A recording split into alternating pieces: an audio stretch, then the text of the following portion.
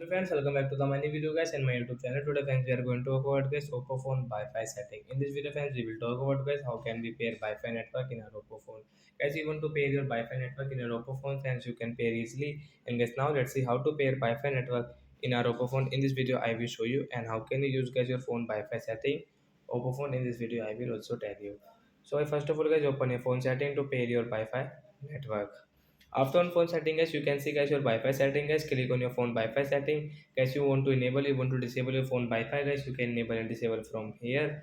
Hence you can see your Wi-Fi setting here. So when which network guys you want to pair guys. First of all guys, we will refresh our Wi-Fi setting. After refresh guys, you can see guys your Wi-Fi network guys. So friend, which network guys you want to pair in your Oppo phone, you can pair from here. So example for guys, I have this 5G network. I will tap here to pair, and guys I will enter my password.